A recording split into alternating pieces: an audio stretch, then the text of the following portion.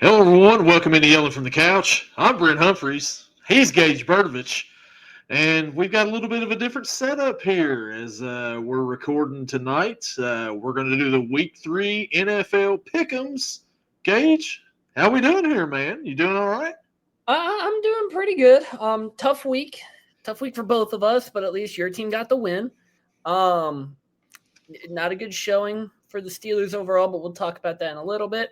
Overall, doing great. I love the new setup. Riverside's been Riversiding, so why not try out StreamYard? Brent, how you doing? Doing all right. Like I said before, personally, things are going okay. But sports-wise, I'm kind of down a little bit here, man. I don't know. It's been a rough week, especially Sunday. Not good. I mean, the emotions of, Burrow going out and then Jake Browning coming in and leading them on an exciting game-winning drive. Yeah. It was all the emotions in one in that game. But you know what he kind of reminded me of? He kind of reminded me of a little Jameis Winston out there, just slinging that thing, not caring what happens. Throw some touchdowns, throw some interceptions, and throw for a ton of yards. Yeah, and why not, right? Because, I mean, they needed to do it. They needed to get some, something going there, and they did. The defense stepped up, played decent again.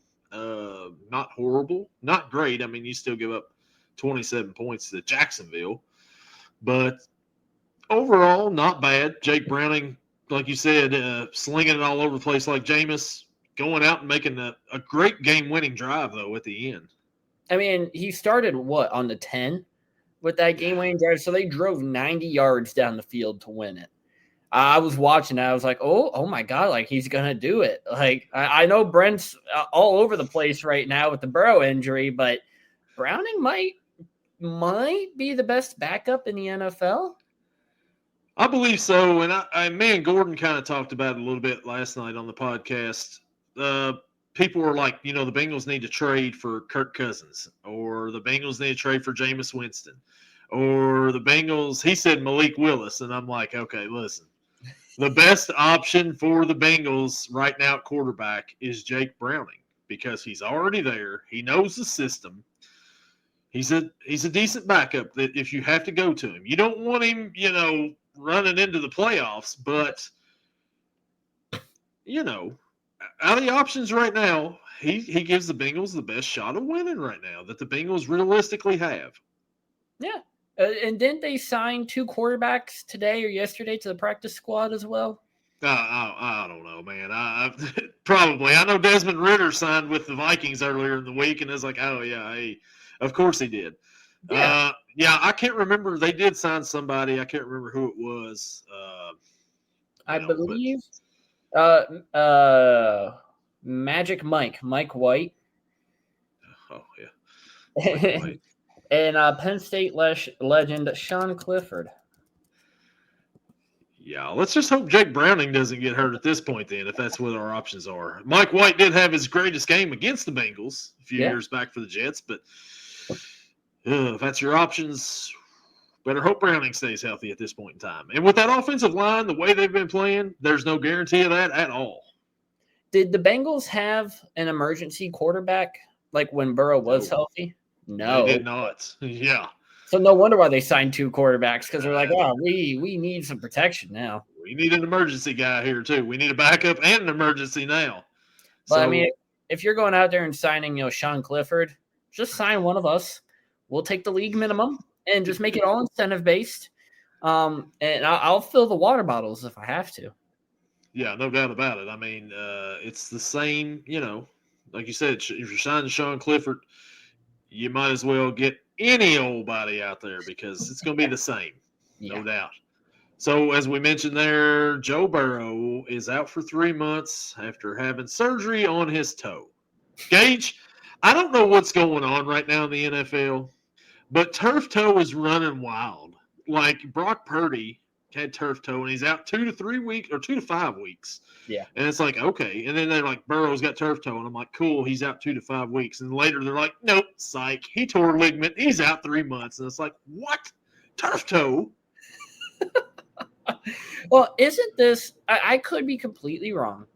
Isn't this what held him out here in, what was it, 2022? I don't think it was turf toe, was it? I feel like it was something similar. And if that is the case, Burrow, put your feet in bubble wrap. And I don't know what you got to do to protect yourself, but stop, because man, your feet in the ground do not mix well.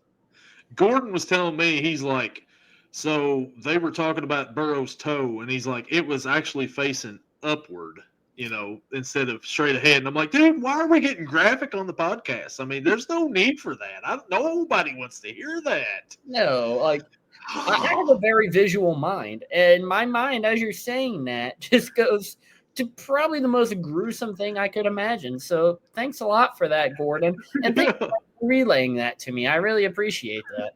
Yeah, so I mean, he was coming with the facts yesterday about it, and it's just like, okay, now let's calm it down. Let's get back to Kentucky football here, okay? All right, so But the one thing you do have to consider, if it is 3 months, we're only going into week 3 now.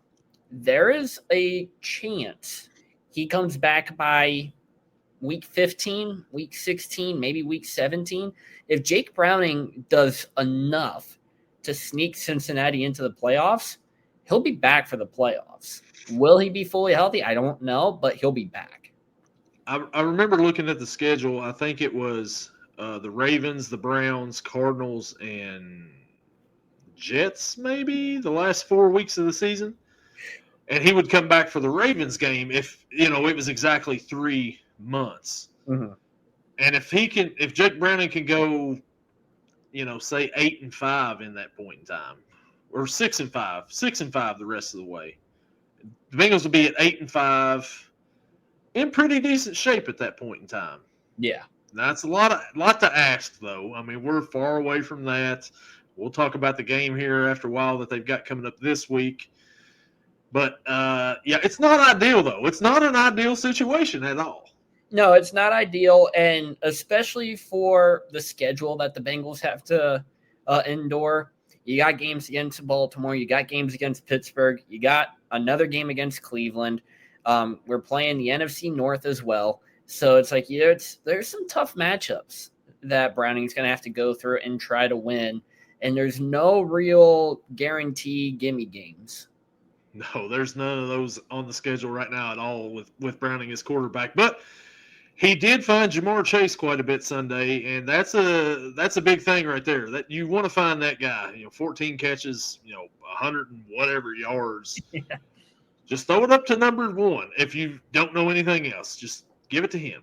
And apparently, when you're down in the red zone, like at the 10-yard line, if they're doubling Jamar Chase, just throw it up to Mitchell Tinsley, and he'll just one-hand that thing and score a touchdown easily.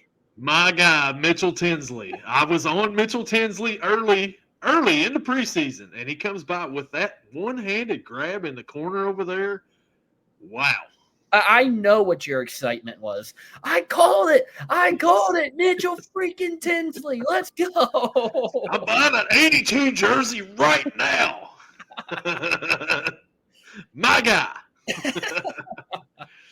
So, Gage, last week on the picks, a pretty good week. You went 13-2. I went 12-3. Gordon went 10-5. Right now, me and you are tied for first at 22-8. Gordon is 21-9. The big difference between mine and your picks last week was leverage by the Denver Broncos against the Colts. I had the Broncos, you two had the Colts, and leverage cost it for me. Are you kidding me? Dude, I was going back and forth in that game because I'm like, I really don't want Daniel Dimes to win this one, but I so want him to because I picked him.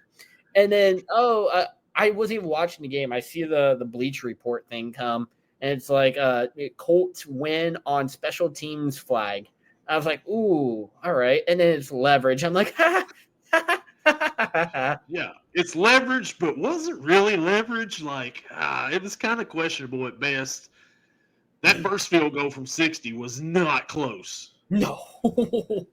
And you move it up to the 45, and it's like dead down the middle, and it's like, yeah, okay.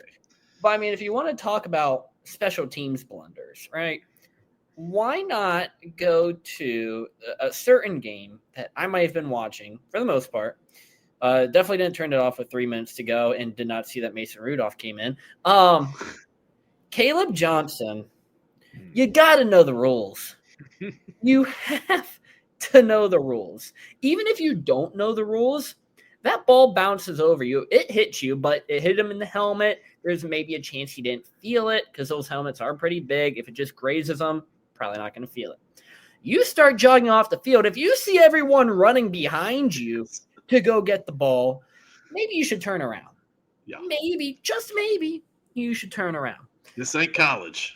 Yeah. The one big thing that really irritates me about it is not just Kaleb Johnson. The only Steeler that was in the end zone to recover that football, the guy they just signed, Jabril Peppers. It was Seahawks jerseys all around him, and Peppers is the only one down there in the end zone. Are you the only one that knows the rule? What are we doing? Hey, your guy, Danny Smith over there, needs to get his boys in line, right? I mean, get them to know the rules. Talk about a rare special teams blunder, though, for Pittsburgh. Right. You don't ever hear that from them. No. And the one hand, I was talking to my dad about this last night. On the one hand, Kaleb Johnson, before this year, has never done a kickoff return. College, high school, anything. So you put this third-round rookie running back, who you're not even really using at running back, supposed to be your Najee Harris type back, and you're not using him, and you put him in kickoff return, he doesn't have speed. So I don't know why you got him back there. He wasn't even the best available running back, in my opinion, when you drafted him. You had the chance to take Cam Scatabo, who I wanted you to take, and you passed up on him. And now you're kind of seeing, does Kaleb Johnson know everything? He's a rookie. I will give him that. But he's being demoted from kickoff returns, what Tomlin said. Who are you going to put back there? Don't know, besides Kenneth Gainwell. And, well, teams have learned, don't kick it to Gainwell, kick it to the rookie. Yeah, why not? Like the other day, the Jacksonville Jaguars kept kicking it to Samaje Perine on kickoffs. It's like, yeah. All right, that's smart. That's smart on their end. I mean, Perine's a good running back and everything, but he's not going to return one back for a touchdown. So, I mean, that's smart on them. So, although, I mean, you can say that, but who really thinks Antonio Gibson's going to take one back for a touchdown? Well, Mike Vrabel about beat him down the field on the sidelines. I mean, have you seen Vrabel run that fast, even when he played? Like, come on, look at that. He about outrun him all the way down the sideline. Yeah, it was funny. Put pads on Vrabel and get him back out there. Like, man, he's ready to go. Oh, man. And we got Thursday Night Football right now. The Dolphins and the Bills. And I don't know what happened, but I think Tua just threw a pick. Yep, with 3 minutes left in the game. Yep, they were down 28-21. Or they are down 28-21. Yeah. They just threw a pick. So, Miami trying to come alive a little bit. Talk about a good game, though. I mean, it wasn't a blowout. Like, I'm pretty sure we could have said, it's going to be a 20-point game with the way Miami's been playing. But I guess division rivals, just could be a close game. I thought so, too, and I was like, man, Mike McDaniel is probably going to be the first coach fired because they've looked awful the first 2 weeks. I mean, looked a little bit better last week. Yeah. But I was like, man, Buffalo's going to probably come in and pound them at home. And it just hasn't happened. Miami has kept up with them. They tied them a while ago. Buffalo comes back down and scores again, and now they were having a chance to come back down and tie it, and he throws a pick. Probably ends the game right there, but Miami hanging around. Yeah, barring something spectacular happening, that's definitely the game. Like Miami getting a pick or something like that. I mean, they did give their first 10 possessions of the season, they did give a score up. So, and of course that was to record-breaking Danny Dimes. So, man, they were up at the 20-yard line too when he throws this pick. Yeah, it was, man, not a good throw for Tua. Not a good look. No, not at all. So we'll go on now and we'll get into our next segment here on this podcast, Gage, and we may have a little bit to talk about here, right? So that brings us to... From turf to tears, it's Injury Fears. Who's sidelined this week in Gage's fantasy sphere? So, yeah. First 2 weeks of the season, surprisingly, we were clean. We had nobody. I think I might have jinxed myself a little bit by saying we're looking pretty good. Because we have 2 players this week who... one's questionable, and one's definitely not playing. We'll start out with the questionable one. We're going to go to Seattle, go to the running back position, Zach Charbonnet. Let's see here. What do we got? Charbonnet foot was a non-participant at Thursday's practice. He's been held out of practice all week so far due to the foot injury. So it's going to be a key practice day tomorrow. So far he's just questionable. He's not in my starting lineup, though he is projected more points than Travion Henderson. He is also on my fantasy team, for the record. We might have to retitle this segment "Who is Injured" on Gage and Brent's fantasy team. But right. And then the big hit. Also staying in the running back position, but we're going to go to the NFC North. Minnesota Vikings placing Aaron Jones on IR. Expected to sit out for at least 4 weeks. His return date, I believe, is 4 weeks. So what's that? Week 6, week 7, roughly. 7. Yeah. Not too sure exactly who that would be against. But let's see. Jones will miss at least 4 games while recovering from his hamstring injury, making his earliest tentative return date week 8 against the Chargers on October 23rd due to the timing of Minnesota's bye in week 6. So Jordan Mason owners, lock in, because if he is available in your fantasy league, he's already been taking a majority of the snaps, especially in the red zone for the team. I am currently looking to see if he is available in my league. Willing to bet he's not, because that would be absolutely my luck. No, he is not. So, positions that I could pick up, if you stay in the running back tier, the top available running back is Kareem Hunt, projected 9.3. Projected 9.3 through 2 games so far this season. He has 9. The second running back would be Rachaad White, who week 1, not a good game. However, last week, 10 for 65, 2 catches, a touchdown. He might be the one I'm very scared to pick him up. There was one, I want to see if he's still available, out of Jacksonville, though this guy is now questionable. Bashal Tutton? Yeah, rootin' tootin' over there. Yeah, that one. 15.4 fantasy points last week. Yeah, he had a big game.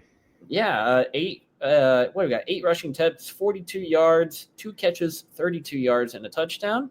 Yeah. And he is going against Houston this week. So I'm not too sure if I want to do that one, because we know how good Houston's defense is. We talked about it plenty of times on this podcast. Yes. We've went in depth with Houston's defense on here. And my other thing I'm looking at is I have Houston's defense in fantasy.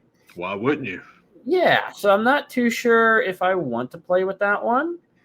So I think we're just going to be rocking a great running back duo of Travion Henderson and Nick Chubb.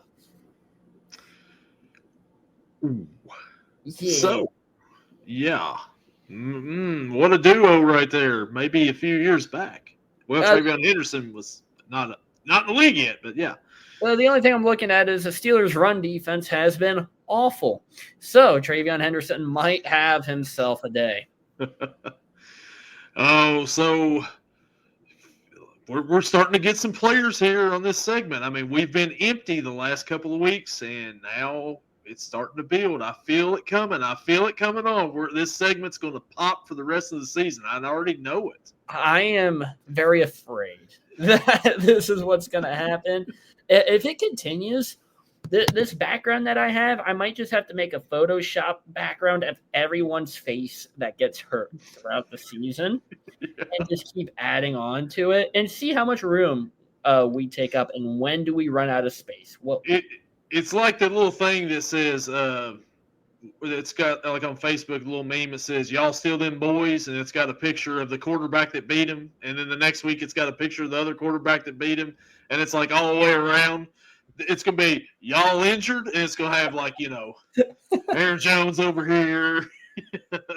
That might be my next project for this show. Oh man, so that's everybody who's injured on Gage's fantasy team. My actual team had a pretty big injury, which, and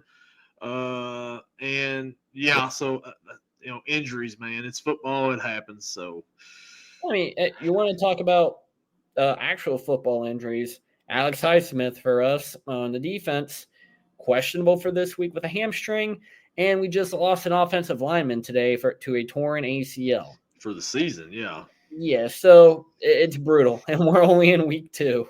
Or week 3 now. Yeah, we're heading to week 3, and it's a lot of football left to play. So I got a feeling there's going to be a lot more injuries, unfortunately. Yeah, and just injuries around the league in general. I mean, it's week 3, and there's already how many backup quarterbacks starting? Too many. Yeah. I mean, we'll talk about it, but your game is going to be very interesting to watch. It is. So let's go ahead and let's get started with our picks here. And let's just go ahead and start off first with the Houston Texans travel to Jacksonville to face the Jacksonville Jaguars. 1 o'clock on CBS. Jacksonville is a 1.5-point favorite in this one. Gage, what do you think about this game here? I am surprised that Jacksonville is the 1.5-point favorite. However, we've seen the Texans offense the first 2 weeks, and C.J. Stroud does not look like the same C.J. Stroud of his rookie season. We thought last year was just a sophomore slump. This year, it's the junior year slump. Yeah, it's just going to keep on rolling. Talk about Texans defense, very good. Jaguars defense, not that good. Jaguars offense, though, has been spittering and sputtering some life into it. Brian Thomas Jr., not the best of games last week against Cincinnati in a high-scoring game. But the running backs, for whatever reason, Travis Etienne seems to be having a resurgent. We just talked about Tootin. He's also complimenting Etienne very well. I think this is going to be a low-scoring affair. I don't think there's going to be a lot of points scored. I will rule with the favorite, though. Give me Jacksonville in this one. It's at home, so they also have that advantage. Give me the Jaguars and give me the points. Houston last week took a win and turned it into a loss against Tampa Bay. That Houston team could not get the running game going whatsoever, aside from a Chubb run towards the end of the game for a touchdown. They couldn't get nothing going. C.J. Stroud was the leading rusher for most of the game. He may have ended up leading rusher. I don't remember. But, the defense has been awesome. The first part of that game, you're like, all right, this is going to be a shootout between these two teams. And then everything just settled down completely and, no offense whatsoever for either side in that game. Will Houston start out the season 0-3 after making the playoffs last year? I agree with you. C.J. Stroud does not look like a rookie C.J. Stroud. He looks like second-year C.J. Stroud, which struggled. Now, Nico Collins, I mean, he only had 3 receptions last week. You've got to get that guy more involved, I believe. But you got to start with a run game. You've got to get something going on the ground in this game, in this league, because you're back there one-dimensional, and that's why this offense has struggled the first 2 weeks of the season. Yeah. Jacksonville on the other side. Does Trevor Lawrence and Liam Cohen even like each other? It sure didn't look like it. No. Hit him in the chest. Yeah. Great. I mean, I love seeing, the quarterback and the head coach just, hate each other, for the opposite team. I love seeing that stuff right there. But Cohen has this team kind of fun to watch a little bit. I mean, they're fun to watch on offense, but they haven't really got Brian Thomas Jr. involved yet. Will they get him involved on Sunday? I don't know. But you see why they traded Tank Bigsby away after week 1, right? Because Tootin stepped right in and just took over that spot, no problem at all. I think that Jacksonville's going to win this game as well. I'm with you. I think they win. I think they cover this spread, and Houston starts the season 0-3. You may have a dominant defense, but you can't get nothing going right now on offense. Until you get that running game going, Houston is going to struggle this season to maybe even make the playoffs. And we picked them at the beginning of the year to win this South, but this South is looking better than what we expected the first 2 weeks of the season. Absolutely.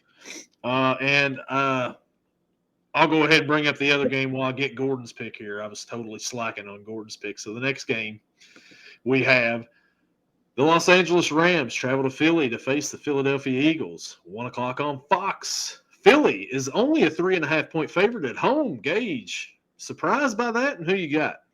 I'm very much surprised by that, considering last year the games that the Eagles went against the Rams, Saquon had himself some huge games.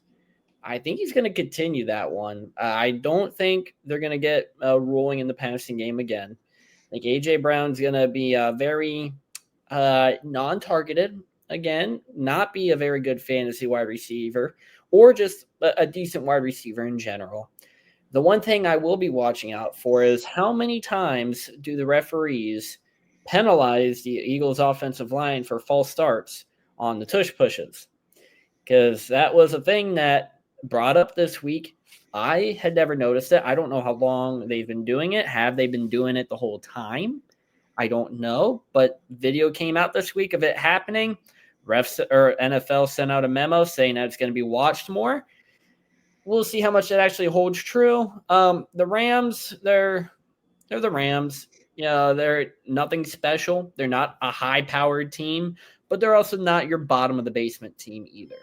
I think the Eagles, defending champions, you got a great run game. They're going to lean on that run game this season in general as well. Give me Philly in this one, and give me the points as well. So, Philly, like you said, I have never noticed the false start either on that tush push. Andy Reid kind of pointed out at the end of the game, and he said, they kind of got a head start on some of them quarterback sneaks. Yeah. And then all of a sudden they're like, we're going to be watching that, calling it a little bit more tighter than we have. Will that change things? Maybe it will. That every other team does not really care much for the tush push because there's only one team that's perfected it. And maybe that's why they've perfected it, because we thought it was Jason Kelce at first. Then he retired, and they still are like almost unstoppable with the tush push. Yeah. Philly, on the other hand, for a team that was Super Bowl champions last year, they have been boring the first 2 weeks of the season. Not fun to watch at all. Hurts doesn't throw the ball a whole lot. They do just enough. Saquon hasn't been, spectacular yet the first 2 weeks of the season, but they do just enough to win the games. And that's what matters in the league, right? Ultimately. Yep. The Rams, on the other hand, they started out pretty good the first 2 weeks. Like you said, they're also nothing spectacular, but they just win games. That first week against Houston, 14-9 or whatever it was. And then, they win last week, and it's just like, I don't know. I'm surprised it's a 3.5-point favorite here because I think Philly's probably going to win by at least a touchdown in this game. I got Philly winning. I think it's going to be low scoring, ugly game, not fun to watch. But give me Philly again. I think that they'll continue to win once again at home. They're going to be hard to beat at home this year. Yeah. The next matchup we've got. Oh, before I get to that real quick, I'll go ahead and give Gordon's picks. He had Texans in the first game. Mm-hmm. So he went against us, and he's got the Eagles as well. So we're on the same track on that one. So we'll see. The next matchup, the Cincinnati Bengals travel to Minnesota to face the Minnesota Vikings. 1 o'clock on CBS. Minnesota is a 2.5-point favorite. Gage, backup quarterbacks is the name of this game. What do you think? Definitely is the name of this game. I am surprised Minnesota is the favorite. I don't know exactly why. Minnesota's without Jordan Addison. They're without Aaron Jones. And they're without their starting quarterback. Like, kind of questioning that. So you look at the Bengals. What are they out? They're out Joe Burrow, obviously. They still got Jamar Chase. They still got T. Higgins. They still got Chase Brown, who's technically been the most inefficient running back so far this season, but they still have him. And who are they going against at quarterback for the Vikings? Good old Carson freaking Wentz. The only quarterback in NFL history to start for 6 teams in 6 straight seasons. Impressive. Pretty impressive considering at one point he was playing MVP football for Philadelphia. I don't see how the Bengals lose this one. I might be jinxing them, and if I do, I am sorry in advance. This is not my underdog pick of the week because I'm saving that for later, but I will take the underdog. Give me the Bengals in this one, and obviously with that, they cover. So right after Burrow got hurt, I was like, okay, who do they have next? So let's look forward to next game just to see, how it's going to be with Browning in there. His first game as starting quarterback. And I see, they've got the Minnesota Vikings. What a perfect time to get the Minnesota Vikings, right? Mm-hmm. And J.J. McCarthy has not looked good his first 2 games. Yeah, he had a couple of plays that first game, but overall, not good. I mean, he looks like a rookie out there, lost. Yeah. So I was like, okay, this is fine. And then they're like, J.J. McCarthy's out. I'm like, oh, boy. I was like, here we go. Now Minnesota's going to bring their backup in. I was like, who is their backup? And it's like Carson Wentz is the backup. And I was like, okay, this ain't bad. This is not bad at all. I like this. I feel good about it. But the Vikings still have a really good defense. They are going to try to confuse Jake Browning. They blitz like 40% of the time. Brian Flores over there. That's a very tough defense to play against in your first game of the season as a backup. Now, I know he said he's been preparing as a starter. He's got T. He's got Chase. You're going to have to use Chase Brown quite a bit in this game to get the ball out quick. Gesicki, I like the Bengals in this one. I don't think Minnesota on that offensive side, other than Justin Jefferson, they don't really have anything right now. Hawkinson hasn't played really well the first couple of weeks of the season. Carson Wentz is not the 2017 Carson Wentz. He's the 2025 Carson Wentz. You give it the Bengals in this one, and, of course, they cover because they're the dogs, the road dogs. And I do want to say this. At 2:14 this past Sunday, I sent you a message, and all I said was, oh, no, ...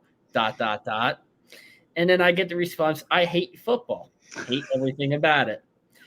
And I tried to give Browning some credit. I said he looked pretty good in relief. And you said he also threw 3 picks. And Bengals play Vikings, and J.J. McCarthy is out. I don't know who their backup is, but he's probably better than J.J. And then I just respond to Carson Wentz versus Jake Browning is going to be a movie. This is going to be one of those B-rated movies because it's going to be awful. Yeah, so if we could have done like an emergency podcast during that game, I probably would have freaked out a little bit on this streams here. So it's probably a good thing we just held off until Thursday night, like normal. Yeah, but I think, for the views, I think it would have been really good. It definitely would have been something for sure. I'll tell you that. But yeah, it was I tend to overreact a little bit in the moment. I mean, Browning wasn't bad that game. No. So Gordon also has the Bengals winning this game. So clean sweep once again on this one. The next game we've got is the Pittsburgh Steelers traveling to New England to face the Patriots at 1 o'clock on CBS. Pittsburgh is a 1.5-point road favorite. Gage, how do you feel about your Pittsburgh Steelers this Sunday? Not very freaking confident. That's how I feel. I don't like being the favorite going into this game. The Patriots have won 8 out of the last 9 meetings with the Steelers. The only game that the Steelers did win was, I forget what year it was, but the only thing I remember is 17-10, late in the fourth quarter. Brady's under pressure, throws it up, and Joe Hayden jumps up, intercepts the ball while getting crushed in the ribs and in the back by Gronkowski and Julian Edelman. and he somehow holds on to it, gets his feet in bounds, and then gets right up and celebrates. I'm like, you are a strong dude, because I probably would have laid there for a while. No doubt. The last time that these two teams met, I believe we were doing the podcast at the time, and I believe my words were, what are we doing in the middle of the game? Because the Patriots it was Mac Jones or Bailey Zappi, I believe, starting quarterback for them. And for the Steelers, it was good old Mitchell Trubisky. Steelers were favored to win that game, no matter who the starting quarterback was, and they still lost. The defense through the first 2 weeks has not looked good at all. They picked off Darnold twice last week. Jalen Ramsey getting his first pick as a Steeler, which was cool. Darnold also threw for 2 touchdowns. He threw for over 200 yards. The run game, again, just absolutely decimating. There was one point, it was a 3rd and goal from like the 19-yard line or whatever. And they just run the ball, the Seahawks, run the ball with Kenneth Walker. And no one touches him, and he gets right into the end zone. 19 yards on 3rd and goal. They were content with taking a field goal. And Kenneth Walker's like, no one's going to touch me? Cool. I'll walk right the freak in. The one stat that has very much interested me this season so far, between the first 2 weeks, teams that run at TJ Watt average 2.3 yards per carry. Teams that run away from TJ Watt average over 6 yards a carry. I think teams are just running away from TJ because it's the smart thing to do. The offense, great in week 1. You put up 30-plus points, and then last week it looks like Kenny Pickett and Matt Canada are running this offense again, and you barely score. Not a good sign at all. I talked about with the Bengals, Chase Brown being the most inefficient running back in the NFL so far. It kind of feels that way for Pittsburgh. The combination of Kenneth Gainwell and Jalen Warren does not work out right now. And I'm really hoping, I know Kaleb Johnson did get demoted, but he needs more touches at his actual position. The guy can be a bulldozer and run some people over. Let's get him these touches. Come on, Tomlin. What are we doing? As far as Aaron Rodgers, threw 2 picks last week. The first one, I can't really blame him because there's no reason for Calvin Austin and Pat Freiermuth to be in the same part of the end zone like that, kind of in a levels concept. I think the ball was intended for Freiermuth, and Austin reached backwards and deflected it up into the arms of the defender. I don't think I can blame Rodgers for that one. And in his second one, you're in crunch time, you're trying to score some points, you have Austin down the seam route, he just overthrows him. So it is what it is. Move on to this week.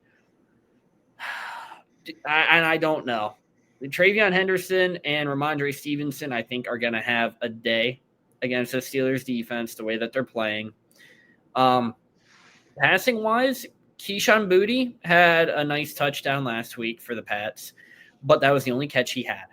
No receiver. I want to say had over 40 yards for New England, and Drake May still threw, I believe, for 200-plus yards. I think he hit 9 different receivers. So he's spreading the ball out well. The team's doing well. I'm going to do what I should have done last year the entire season. I'm going to go against the Steelers. So this way I either get a win in football or a win on the podcast. Give me the Patriots. It's at home. Give me New England. And obviously with that, they cover. Whoa. Didn't see that one coming right there.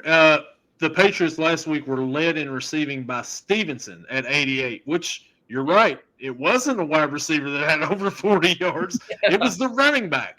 But on the flip side, for Pittsburgh last week, their leading receiver was a running back, Jalen Warren, who had 86 yards receiving. So, I mean, I guess we're just throwing them to the guys out of the backfield in this game, right? I mean, it's got to be that, right?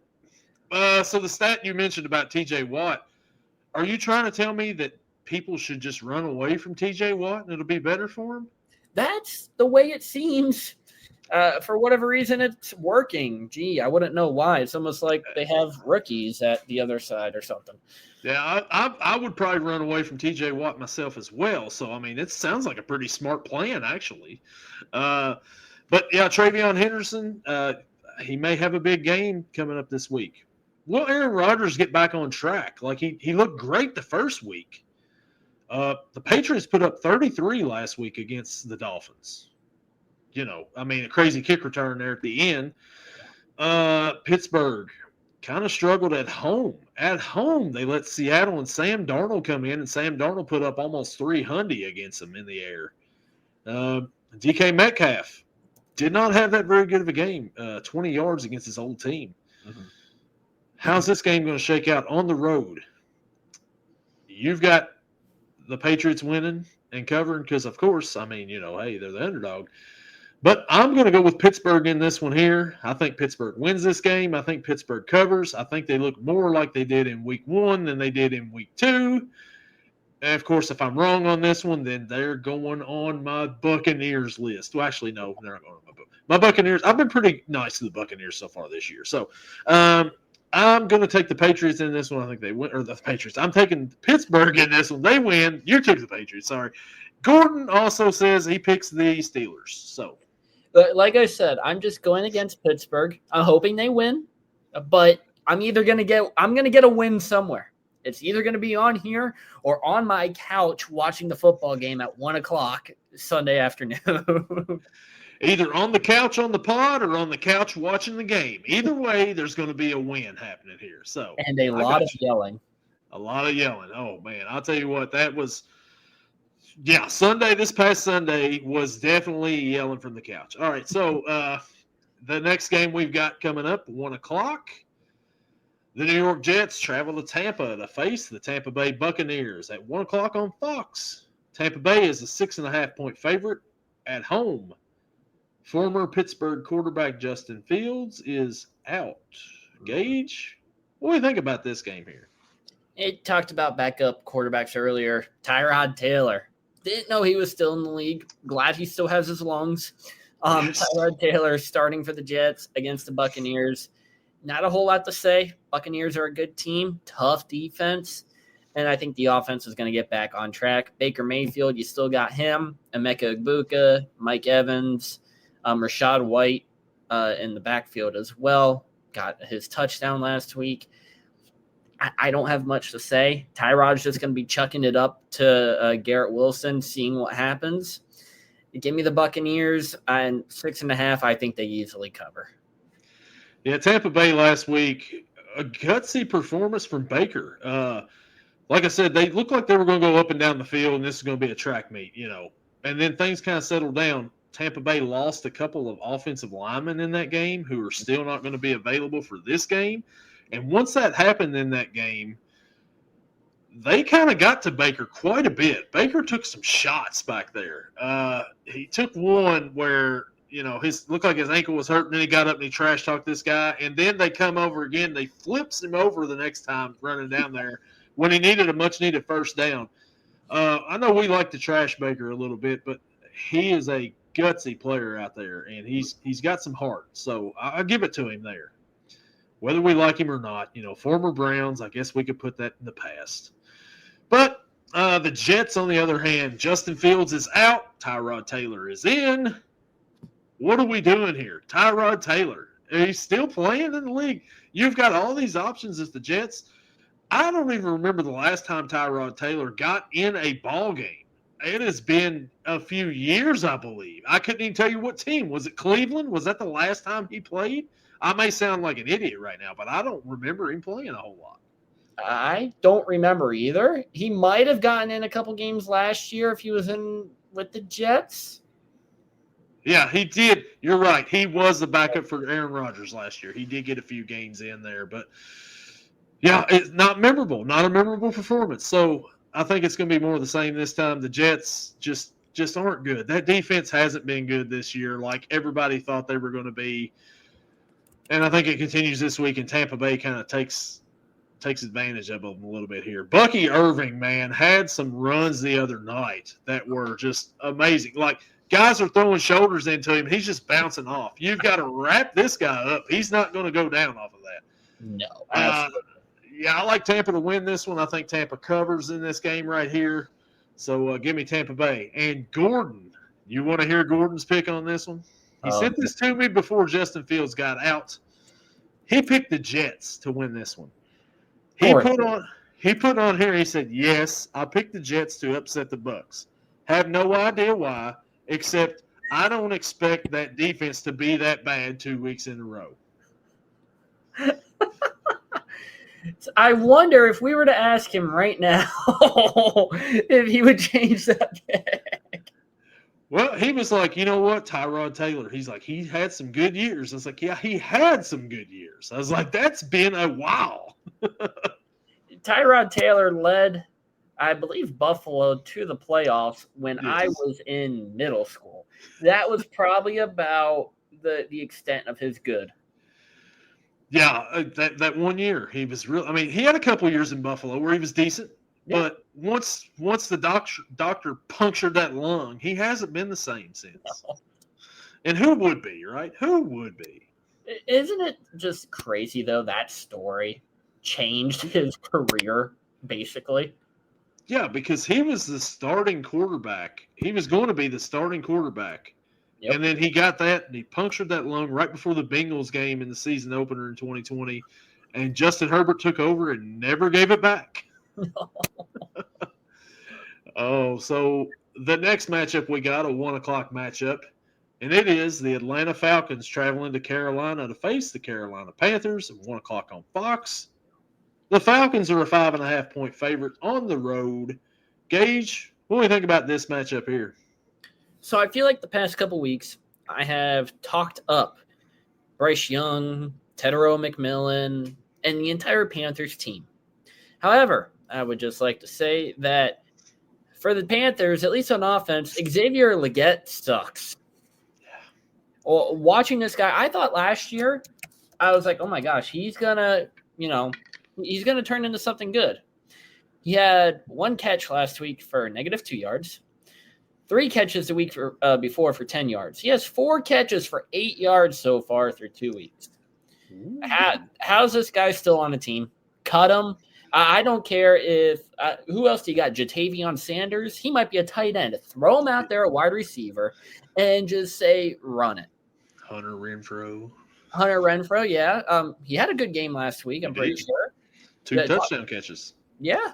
If Renfro's the guy you are depending on for touchdowns, you are in trouble. Because, love Renfro. Love him as a player. I think his time has passed. The Panthers have just irritated me. They've made me look like a fool. And they're probably going to do it again this week because I'm trash talking them. And I'm willing to accept defeat on that one. Falcons, Bijan, looking good. Michael Penix, he's been up and down, but what do you expect? He's in his first full season as a starter.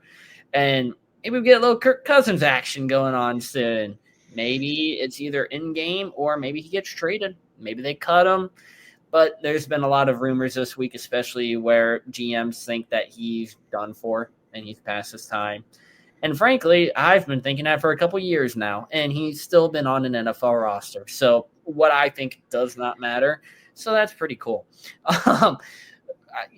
Panthers suck. Falcons, they're mid. So give me the Falcons, 5.5. I think they cover as well. So give me the Falcons, give me the points. This game has got sleeper written all over it, and I don't mean like sleeper like watch out for it. It's going to put you to sleep. This game here. This is one of those NFC South matchups, which is like great. Falcons and the Panthers playing again, 1 o'clock on Fox. Tune in. Yeah, that's going to be great. No, last week though the Panthers, McMillan had 100 yards receiving in that game. He had a couple of catches that looked really great. Mm-hmm. They were down 27-3 in the third quarter, right? And they come back and they lost 27-22. Had a chance towards the end there. Bryce Young threw for over 300 yards. But I mean, Carolina or Arizona was already done by that point in time, right? They were just kind of just whatever, playing prevent defense, letting them go down the field. Kind of got a little scary there at the end. Falcons, on the other hand, they beat up on Minnesota. Bijan's still a beast. I don't know about the rest of the Falcons team, though. I mean, Penix, he's played decent. Is he good? Is he okay? Is he decent? What are we doing here? Kirk Cousins on the bench. He's been the rumor of some trades. Some Bengals fans want him to be traded to the Bengals, and I'm just like, did you not realize what he did last year for Atlanta? Like nothing. There's a reason why Penix is the starting quarterback now because of what Kirk Cousins did the first 15 weeks of the season last year. Mm-hmm. That being said, I think Atlanta's the better team in this one. I think that they win. I think that they cover in Charlotte. And Gordon also thinks the Falcons win this game. I'm surprised he didn't go Panthers on this one here, like the Jets a while ago. So our next 1 o'clock matchup, the Indianapolis Colts and one of Gage's favorite quarterbacks in the league, Danny Dimes, travels to Nashville to face the Tennessee Titans at 1 o'clock on CBS. Indy is a 4.5-point favorite.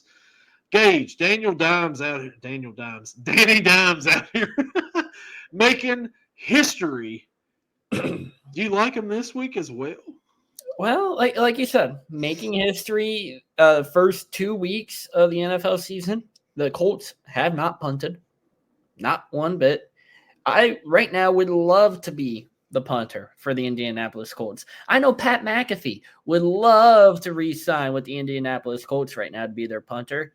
Just sit on the sideline, collect a check, and go hold some balls for the field goal kicker. Because, wow, Daniel Jones has been on fire, and I'm afraid to say that.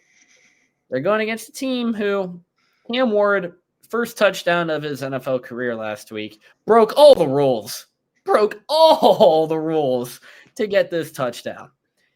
In the pocket, you roll out to your left, you spin around, you run to the other side, and you're like, F it. He's down there somewhere. It throws cross-body across the field while falling down. And I couldn't even tell you who caught it. But the receiver catches the ball, and it's like, that just happened? Okay. It's not going to happen again this week, though. I'm going to keep rolling with the Indianapolis Colts. Danny Dimes keeps it going. Jonathan Taylor keeps it going. He hit the fastest ball carrier speed, I believe, since the year 2020 last week with 23.12 miles per hour or something like that. Give me the Colts. Give me the points. Daniel Jones, don't you depress me this week. Yeah, the touchdown pass was to Elick Manor, rookie. Again, I don't know who they threw it to, so I'm cool with keeping it that way. And it's funny you mentioned that play because they showed that highlight there, and I forgot I was watching it with somebody, and I was like, that is a horrible throw. And he does a touchdown. They're like, it was a touchdown. I was like, that is a horrible throw. I was like, you're going the opposite side, and then you throw cross-body back over to the other side of the field in the end zone. You're just asking for trouble. Cam Ward, are you trying to do your best Will Levis here? I mean, what are we doing here? I mean, you got a touchdown out of it. He threw for like 175 yards. Nothing great. Indy, on the other hand, Indy should have lost last week. Indy should have got beat to Denver. Denver should have beat them. But, leverage and stuff and all that good stuff. But anyways, like you said, Indy just doesn't punt. Danny Dimes has had a resurgence in the first 2 weeks of the season. I think it continues this week. They're going to Tennessee, to Nashville to face the Titans. I think that they have a big game. Jonathan Taylor's played pretty good. But I think that the Colts win this game, and I think that the Colts cover. I think that they win by 10+ in this game. And they're going to be in the driver's seat to win the NFC South or the AFC South with Daniel Jones. Man. He might be in the running for comeback player of the year. Yeah, come back from what? Come back from sucking, yes, cut, and not playing with Minnesota. That is one way to win the comeback player of the year. Come back from sucking. All right, so boy, do not clip that part out of what I just said. Please do not clip that out. We may edit that out. We'll see. Let's just go ahead and skip it. Gordon has the Colts winning this week as well. So, man, we're sweeping all these just about. I mean, there's been only a couple really so far. Our next to last 1 o'clock matchup, the Las Vegas Raiders travel to Washington to face the Washington Commanders. 1 o'clock on Fox. Washington is a 3.5-point favorite. Gage, what do we think about this one? Geno Smith looked terrible Monday night. What do we think here? You will talk about a guy who, throughout his entire NFL career, has been pretty good on accuracy. Career so far, looking at right now, this does include the first 2 games this year, he's at a 64.8 completion percentage rate. His 5 years in Seattle, he had a career best 68.5 total. This is coming from a man who now has a 1-to-4 touchdown to interception ratio. He completed just 55% of passes last week, 180 yards, 3 picks. His first game, 70% completion rate, 362 yards, a touchdown, a pick. From the very first pass that Geno threw against the Chargers, I knew it was going to be off because he just did not look good. He was throwing hospital balls. He was making passes that you weren't used to seeing Geno make. In the run game, Ashton Genty, he's no longer playing a community college on ESPN3 at 2 o'clock in the morning. So he's even admitted it's hard playing in the NFL. No kidding. Really? You're telling me. There's a clip going around right now watching him in pass protection. He's not exactly the best pass protector. And if you want to know what I'm talking about, just go on Instagram or TikTok. A lot of people are posting it around and comparing him to Cam Scatabo in Pass Pro. Receiving game, it's been hit or miss. Jacoby Myers is there. He's always a reliable target for Geno. Thank you, Jacoby Myers. You let me hit my parlay, my 3-legger this past week against the Chargers, and it was boosted. So thank you. I appreciate it. So I was very scared because it was not hit before I went to bed, and I thought the game was put to bed. So to wake up to an extra few dollars in my account was pretty nice. The Commanders, Jaden Daniels, can never count the kid out. Terry McLaurin, though, not a good game last week. Not good at all. And when it comes to defense, I'm not a fan of either of these defenses. Nope. The only player that I'm a real fan of for each team, Commanders, you got Bobby Wagner. You know he's going to be wearing the green dot. He's going to be controlling that entire defense. For the Raiders, they got Landon Roberts, former Steeler linebacker who I wish the Steelers had kept. He made some big tackles, and I believe he also wears the green dot for the Raiders defense. Outside of that, there's nothing special. Marshawn Lattimore got absolutely cooked last week in the Commanders defense. Man, this one's a hard choosing. I'm going to go with the Commanders, though. I'm going to take the favorite. Give me the Commanders, and I do think they cover, but I think it's going to be a close game. There is a little player on the Raiders that's pretty good defensively, Max Crosby. He's a decent guy over there on defense. But, yeah. Just talking about guys we don't really know or hear a lot out of. Right, yeah. Yeah, you're going to hear Max Crosby every game you're at.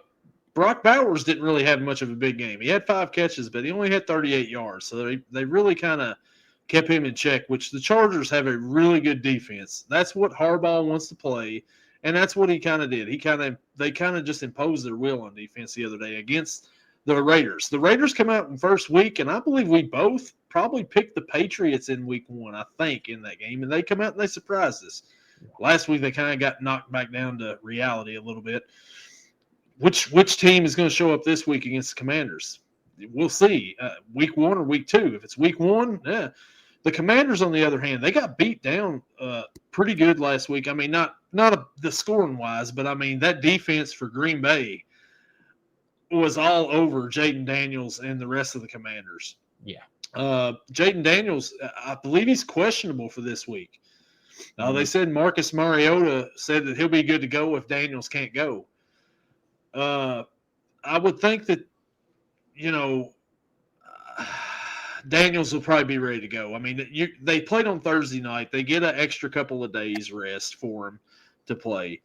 I'm going to go ahead and I'm going to make my pick as if Daniels is playing. And you talk about a team that doesn't have much of a running game either. They lost Austin Eckler last week as well. Croskery Merritt, I think, is their running back. They got Chris Rodriguez. Mm-hmm. Jaden Daniels is probably going to lead the team in rushing, and that's not good if your quarterback's leading the team in rushing. Just ask the Texans the other night when they lost. But for this week purposes, I'm going to go ahead and I'm going to pick the Commanders to win this one. But I think that the Raiders will keep it close, whether Daniels plays or not. I think the Raiders cover. Commanders win. Give me the Commanders. Gordon picks the Raiders in this one. He thinks that – I think he's rolling off the fact that Daniels probably isn't playing. Maybe he's not playing, but I think he's questionable. And talk about, they made the trade here a little bit ago to get rid of Brian Robinson. I bet they wish they had Brian Robinson now. I would think so as well, especially once Eckler went out last week and he's got torn Achilles. He's out for the season. Brian Robinson Jr. would be a perfect fit for this team right now. Funny how things work out, isn't it? Yeah, if only they had the ability to have a player like B-Rob or something. Yeah, it's not like that they had this guy before the season, had him all the way up until the season started, and then got rid of him or anything like that, Yeah, no, they would never do such a thing. No. So our next matchup that we have on here is the last 1 o'clock matchup. The Green Bay Packers. Gordon's Green Bay Packers travel to Cleveland to face the Cleveland Browns. 1 o'clock on Fox. Green Bay is a 7.5-point favorite on the road. Gage, what do we think here? I hate the Browns. We all know that. We all hate the Browns on this show, right?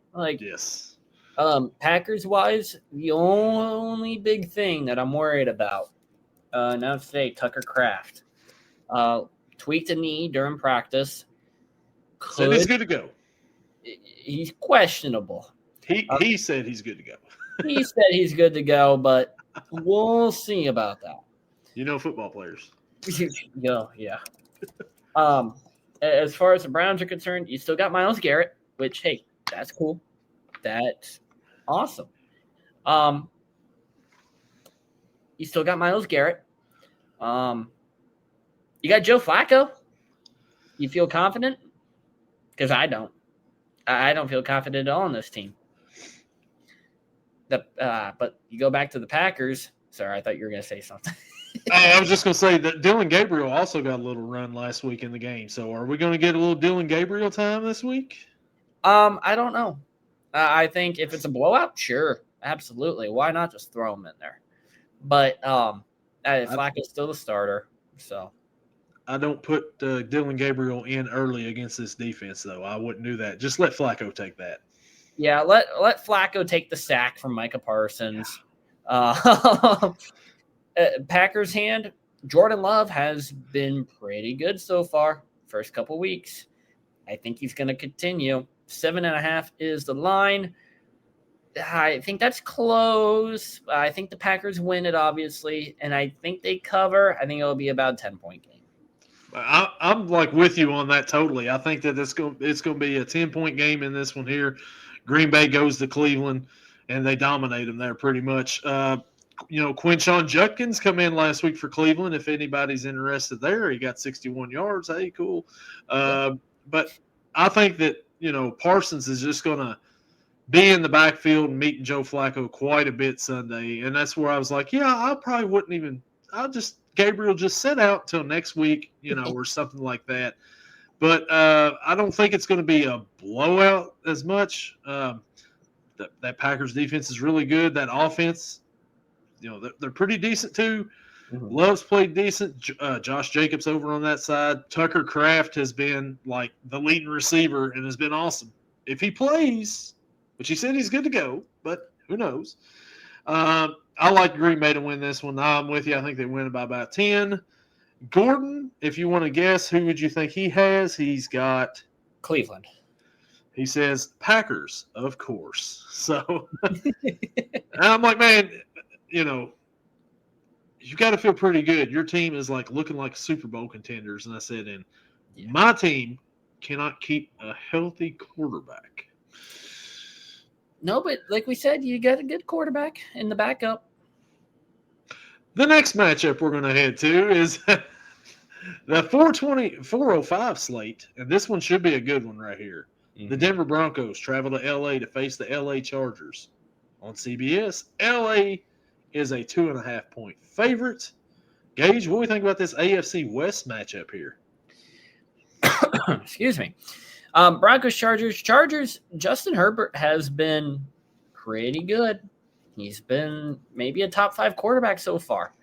He's been the guy that everyone's been hoping he would be, but that's a lot to do with people like Quentin Johnston, able to catch a ball now. Hey, old Stonehands catching balls now. Yeah, it's kind of incredible to see what can happen when you actually can catch a football. The Broncos, as it may have been, or may not have been mentioned on this show, kind of got screwed last week on a little leverage call or something like that. I don't really recall what it was. But, yeah, I'm a Chargers fan in this game. I think they're going to keep on firing. The running game, not totally there. So that's my one big concern with this team. But the passing game, I think, is really good. And I think it's going to be too good for the Broncos to overcome.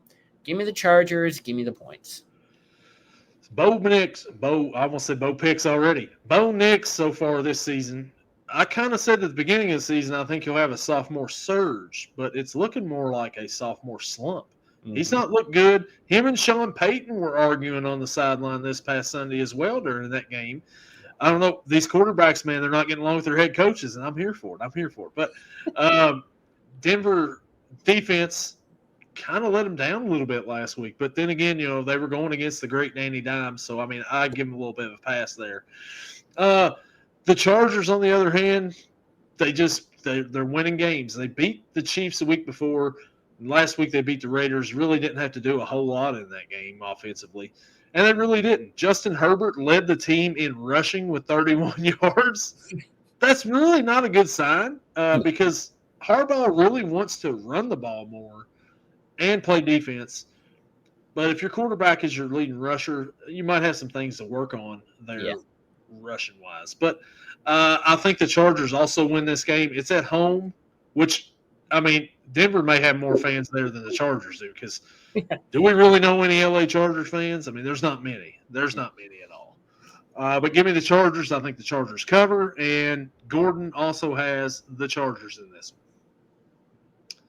The next 405 matchup, the New Orleans Saints travel to Seattle to face the Seattle Seahawks. Seattle is a 7.5-point favorite at home. Gage, how do we feel about Spencer Rattler and the New Orleans Saints? I tell you what, trash talk them all you want. I sent you a meme this past week. I will not say who it was compared to, but it had Spencer Rattler's stats through the first 2 games. 421 passing yards, 3 passing touchdowns, 0 interceptions. For a guy that none of us expected to perform well and to have Tyler Shuck in there by the end of the season, he's been performing. He's been performing very well. Seattle Seahawks coming off a very sad win. We'll just leave it at that. Don't know who it was against. We won't get into that because I feel like that's already been discussed, but that's fine.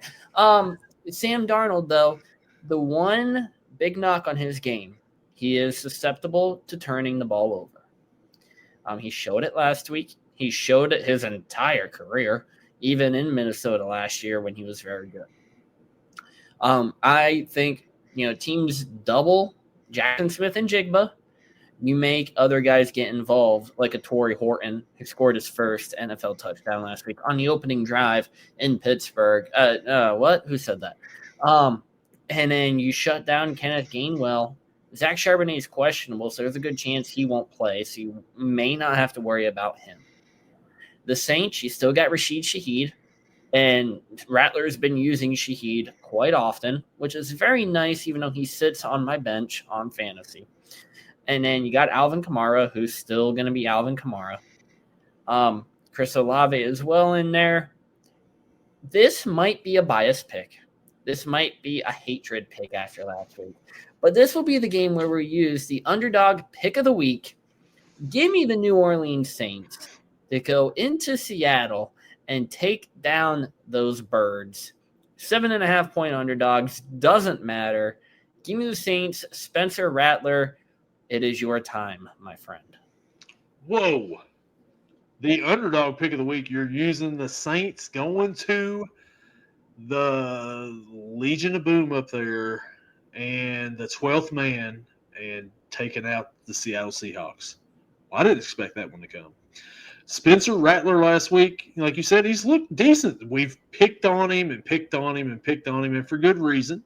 Mm-hmm. You did send a comparison to a quarterback, which we'll go over his game in a little bit, and then we can reveal. But Alvin Kamara had a great game on the ground last week. He almost had 100 yards.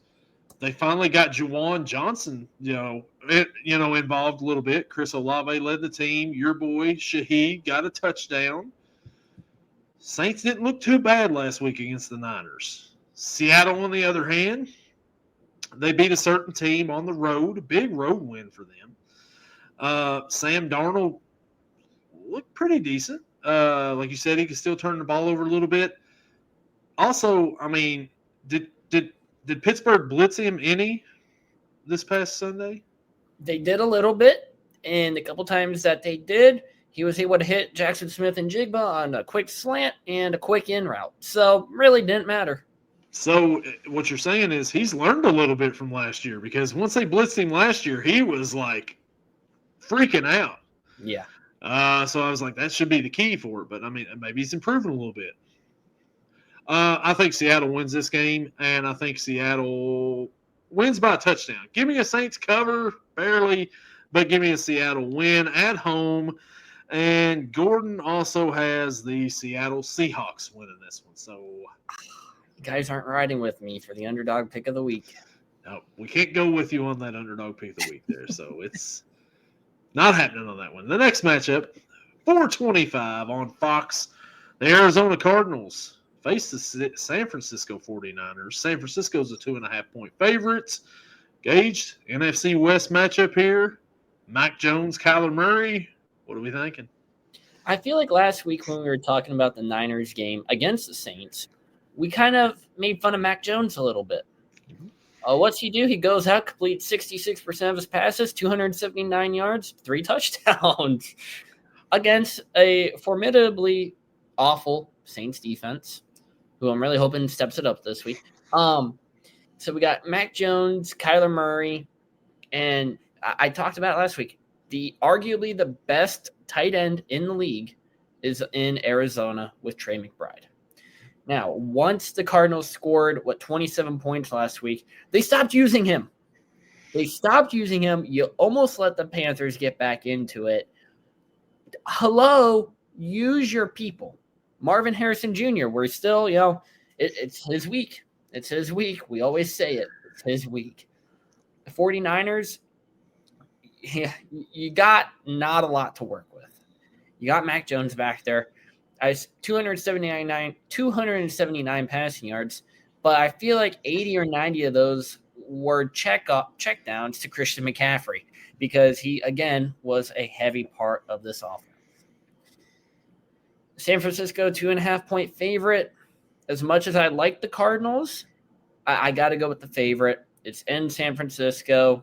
Mac Jones, great game last week. He might go back to what he normally does, but I'm more poised to say that Kyler Murray will return to normal form. So give me the Niners and give me the points on this one. So San Francisco last week, Mac Jones stepped in, had a decent game. Like you said, a lot of checkdowns and stuff. There's a theme going on with the league right here, and it's running backs not being able to get rushing yards. McCaffrey led the team with 55. Come on, guys. We're not even getting to 80 around here a lot of times. I mean, Alvin Kamara had a 99, but there's quarterbacks leading the teams in rushing right now. The running back game right now has got to step it up. I don't know if it will this Sunday or not. The Cardinals, on the other hand, like you said, they got off to a 27-3 lead. and kind of just let their foot off the gas. Kyler Murray, can somebody get this man a helmet that's going to fit? He looks like a toddler out there running away from a parent about to whoop him, And the helmet is just like, it's huge, man. Like, can we do something with that? I like Arizona to pull off the upset with Kyler Murray and his huge helmet this Sunday in San Francisco. Give me the Cardinals to go. I guess they'll go 3-0 after this, right? Oh yeah, they would be. Give me the Cardinals to go 3-0 and to get a pretty good jump out here in the AFC West. Gordon also is going to roll with you and B for San Francisco. So if there's a leverage play on this one, I'm telling you right now, I'm going to be upset. Oh, I don't know why. The last 425 matchup of the game everybody wants to see, the game of the week on Fox, the Dallas Cowboys travel to Chicago to face the Chicago Bears. Dallas is a 1.5-point favorite. Gage, what do you think about this? Well, with the Cowboys, Aubrey, the kicker, might be Megatron. He might be a robot because he made just a casual 64-yarder last week to send the game into overtime. In a shootout against the Giants where both teams looked phenomenal. Luckily, CeeDee Lamb on the fantasy team. I'm pretty sure you said you had him as well, so he worked out pretty well for both of us. Not as good as a different receiver, but we'll talk about him a little bit later. And I said earlier about comparing Spencer Rattler to a certain quarterback. That quarterback might be, for the Chicago Bears, Caleb Williams. 417 passing yards so far, compared to Spencer Rattler, 421. 3 touchdowns compared to 3 touchdowns. And 1 interception compared to 0 interceptions. A 57.7 quarterback rating compared to a 57.6. Caleb Williams, first-round pick. Spencer Rattler, not a first-round pick. And I saw something you were doing there a little bit. I'm not too sure what you were trying to hint at there, that maybe Caleb's nails or something might be holding him back from throwing the football effectively good and just being an overall good quarterback. Is it Caleb or is it the Bears? He might just be cursed with the Bears, just like how Justin Fields might be cursed with the Jets. Don't really know.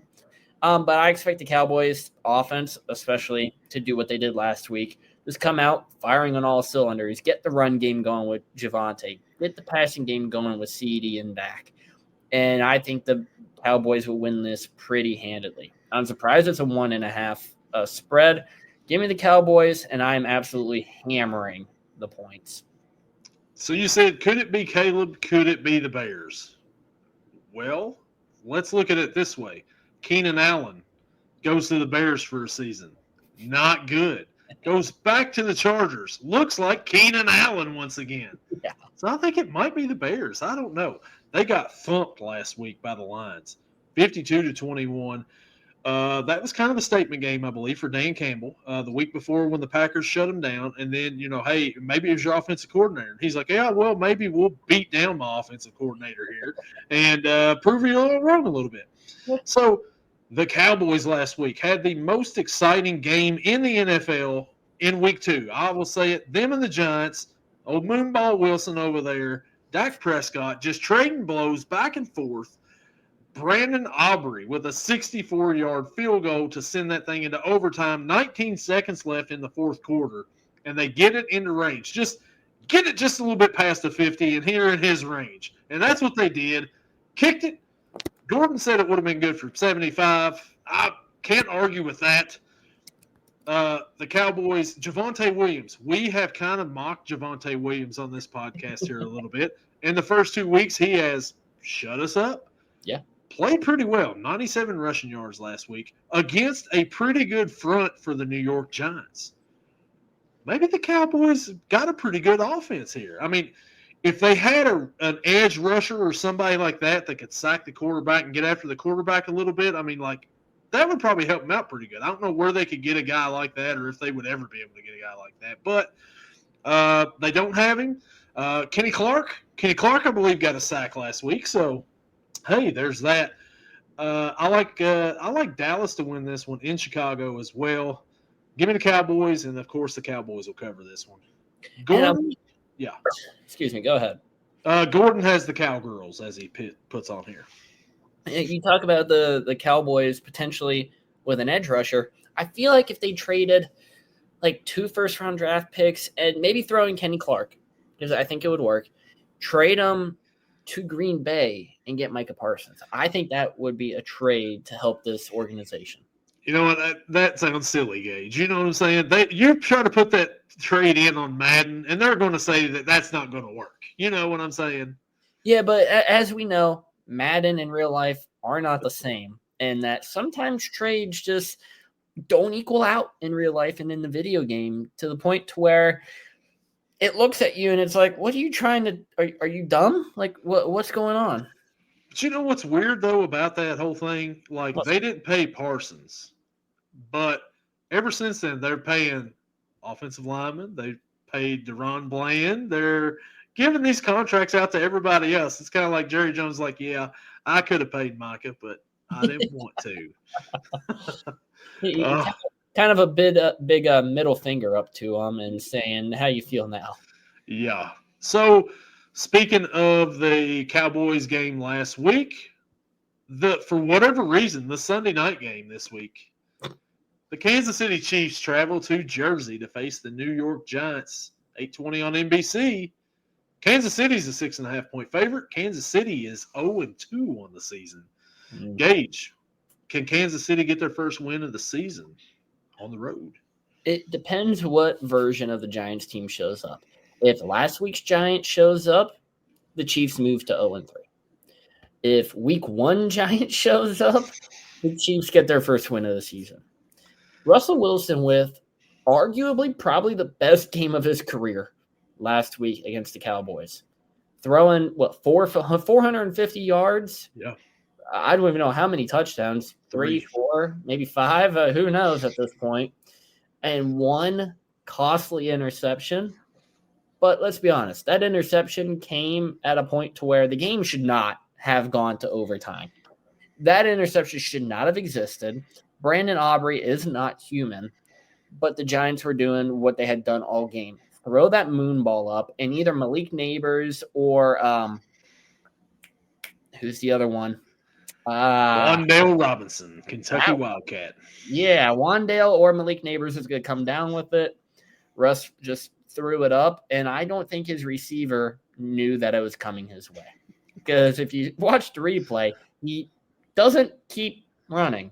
He stops and then realizes, oh, no, the ball's coming to me. So was it on Russ? I can't blame it all on Russ on that one. The Chiefs dropping to 0-2 for the first time in the Mahomes era, losing the Super Bowl rematch thanks to a costly drop by Travis Kelce that turned into an interception. Is Kelce washed? He proposed, got a different type of ring this offseason, and now not playing the Kelce football that we know. I mean, he catches that, it's a touchdown, and it's a completely different game. Instead, comes right out of his hands. Interception, bada bing, bada boom, that's the game. The Chiefs' offense, weapon-wise, there's not a lot to go off of. Running backs, Isaiah Pacheco, Kareem Hunt, have not been effective. The wide receiver room, not effective at all. And Travis Kelce is the top target, but he's been very not normal to start out the season. I already used the underdog pick of the week, so I don't want to use another one. So I am going to go with the Chiefs, but I'm going to take the Giants to cover. I think it's going to be a close game, and I think it's going to be a low-scoring game. Yeah, last week, like we mentioned, one of the more entertaining games of the week. We talked about what the Cowboys did in that game, and now it's time to talk about the Giants. You mentioned 450 yards passing for Russell Wilson. Maybe his best game in his career. I know he had a lot of passing yards last year against Cincinnati in that first meeting that they had. Boy, that was horrible for one of us. But Wandale and Malik Neighbors, over 300 and some yards receiving between the two of them. 17 catches. They've got weapons out there. Cam Scatterbo had a decent game out there as well. All offense, though, in this game. Would you go to Jackson Dart right now? Would he have been a better option the other day than Russell Wilson was? I don't think so. No. I think eventually they're probably going to go Jackson Dart, but if Russell Wilson keeps playing like that, ride with Russ, right? Oh, absolutely. So the Chiefs fall to the Eagles in a game 20-17, and it wasn't as close as what the final score was. It was 20-10 most of the time. They got a late touchdown. The Eagles put it away with the tush push, maybe false start push. I don't know. Kelsey's not the same as he has been. He's knocking Xavier Worthy out. As you know, there's a conspiracy going around on this podcast by one of these hosts that maybe there was a reason why he took him out. He didn't play very good last week, but he's had like 5 straight games where he scored a touchdown in prime time. Mm-hmm. Will that happen again Sunday? Probably so. But I'm going to go here with this one, and I'm going with the Chiefs. They're going to win their first game of the season. I was going to do it. I was going to pull the trigger on that, but I couldn't do it. I think the Chiefs win this game, but I'm with you here. I think that the Giants cover. Maybe 2017 in favor of the Chiefs this go-round. Ooh. Gordon's got the Chiefs as well in this one. He's not picking the underdog. No, he went underdog earlier. He had Jets, and he went a little off the board on a few of them. He had the Jets because he thought Justin Fields was playing. He won't admit it, but that's what it was. So it leads us to our last game of Week 3, and that is Monday Night Football. The Detroit Lions travel to Baltimore to face the Baltimore Ravens on ABC and ESPN. Baltimore is a 4.5-point favorite at home. Gage, what do we think about this one? I tell you what, the Lions they were the Lions of last year, this past week against Ben Johnson and the Bears. This stat line should prove it all. 9 catches, 115 yards, and 3 freaking touchdowns, and some great celebrations to go along with it. That was the Amon-Ra St. Brown stat line. Lamar Jackson and the Ravens last week, not as much rushing as we all would have expected. Lamar completing 65% of passes, 225 yards, 4 touchdowns. I believe if I saw correctly, he had 2 rushing attempts for like 12 yards, which is not what we expect from Lamar at all. And then you go to Derrick Henry, 11 attempts for 23 yards, a 2.1 average against the Cleveland front. I don't know what it is about the Ravens whenever they play a division rival and cannot get the run game going. Then they go out of the division, and it's like, oh, we have a run game. All right, cool. The Lions, the defense is what scares me. I don't know how they'll be able to contain Henry or the speed of Lamar. But the Lions, I think, are going to just throw it all out there as well on offense. I think this is going to be a high-scoring game. I think Amon-Ra is going to get it going. As far as winning, I think the Ravens drop this game. Not an underdog pick of the week because it's not a huge spread. 4.5, but it's not a huge one. Give me the Lions in this game. But I am very excited to watch it. And I think it's going to be 30-plus points for both teams.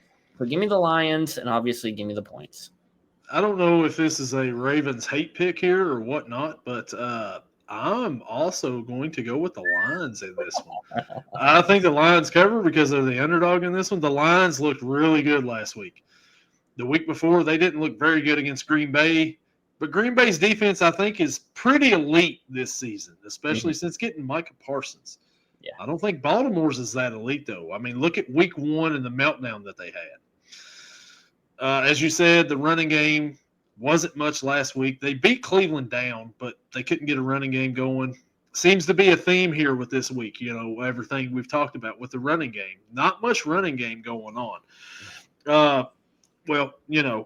Gibbs had 94 yards last week for the Lions. Jamison Williams had over 100 yards receiving as well to go along with Amon-Ra's over 100 yards. Jared Goff threw for 334, 5 touchdowns, no picks, looking like the Lions of old. I look for them to come out this week. I think it's going to be a high-scoring, high-flying game. But Baltimore loses on Monday night once again to fall to 1-2 on the season. And Lions win. Gordon is going with the Ravens. Now, look, the reason why he's probably going with the Ravens, the Lions are in the Packers division. Looks better if the Lions lose. No, it ain't happening, Gordon. Go Lions. Ooh, Lions. Wow. He couldn't just make us happy with the pick. Make us think you actually care about our teams or something. Yeah, come on. Be better, Gordon. Come on now. No, but that's our picks for week 2. Week 3. Look at this. We're already in week 3. That's our picks for week 3.